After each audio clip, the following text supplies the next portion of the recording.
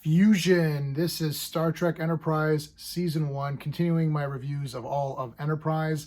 We're going to talk about this one using my space system, story, pacing, artistry, characters, enjoyment. Each category gets a score between 0 and 2. 2's the best you can get in any category. I'm going to give the storyline a 1. I like the storyline. Again, not mind-blowing. The Enterprise comes in contact with a Vulcan ship, but these are Vulcans who have decided to embrace their emotions. They're still controlling their emotions the best that they can, but they're not going by the pure logic. So their interpretation of the sacred text is that you need to control your emotions in a logical way, make logical decisions, but not suppress your emotions. That's how they kind of exist on this ship. So obviously this is a T'Pol heavy episode, lots with her. That's pretty much all that's going on. So it's more of a character episode really than like, oh, Star Trek got to solve this problem. It's not really about that. They have engine trouble or something, whatever. There's a side plot with Trip helping this guy kind of connect with his dad a little bit. And but mostly it's a character driven story.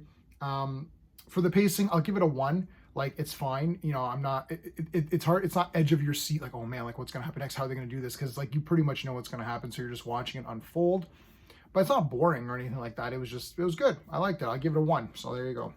Artistry, give it a 1.5. Looks good. The music's good. Everything's nice. There's not really a lot of like ship battling things or anomalies or something. Like, there's not like a lot of that. It's just, there's a little bit they're checking out this nebula or something or whatever it was.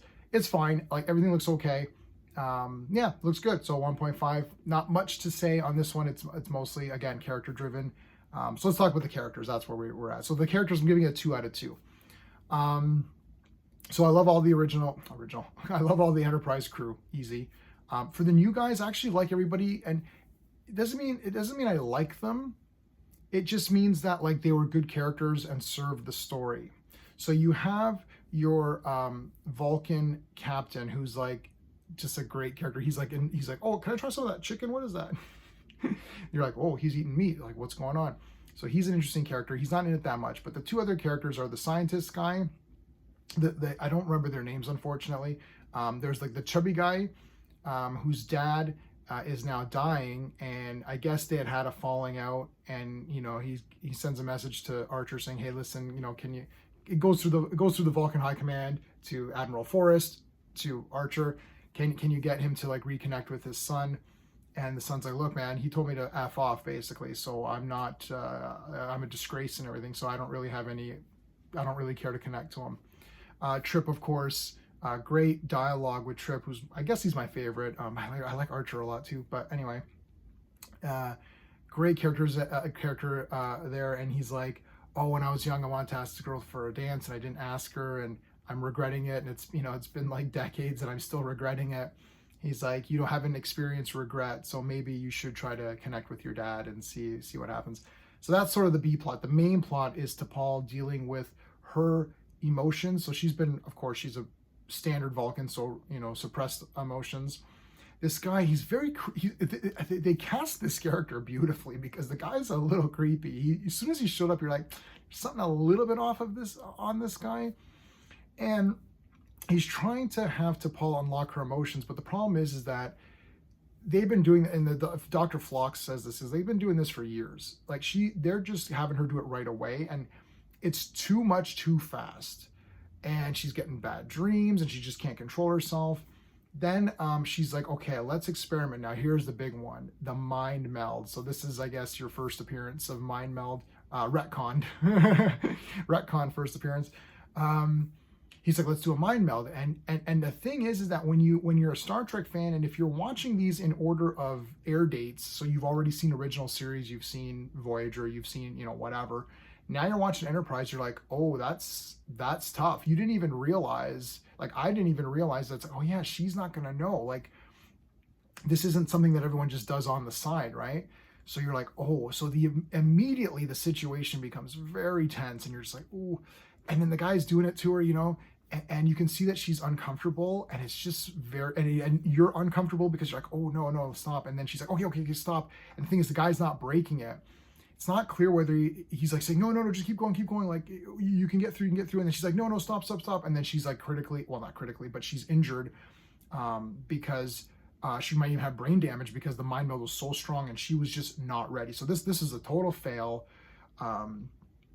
She wanted to try it. The guy either couldn't stop. The problem is that if you know the Vulcans, they had to suppress their emotions because they were highly like volatile guys. Like if you watch any of the classic series, like it's Spock's like, okay, we gotta suppress it because if Spock loses it, he goes crazy. So the Vulcans can go really mad.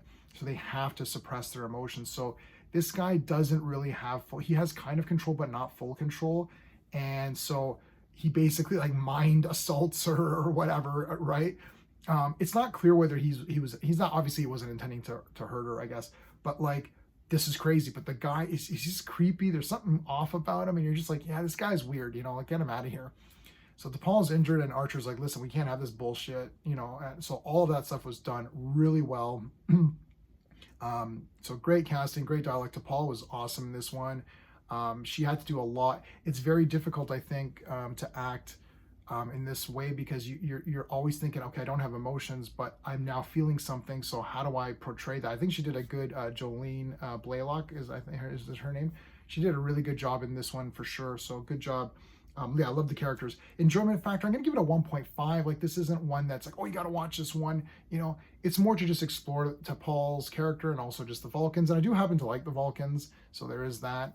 All in all, is handled really well. This was definitely a weird, you know, a touchy subject, and they handled it perfectly. It wasn't sensationalized or wasn't, you know, like, oh, let's make it something crazy, right? Like the guy comes and beats her up and then mind melts her. Like it's like, it went too far, and the guy's weird. The guy was just creepy, and he just wouldn't break the hold. And she's like, yeah, this is bullshit, right? So handled really well. I like this one. Again, it's not one that's like, oh man, you gotta check out Fusion. This is like one of the best, you know, it's just like, that was a very good, solid episode. I'm giving it a 7 out of 10, so I liked it. That's it for this one. If you like my space system, please like the video, consider subscribing. Check out the other Star Trek reviews as well. That's it, everybody. Until next time.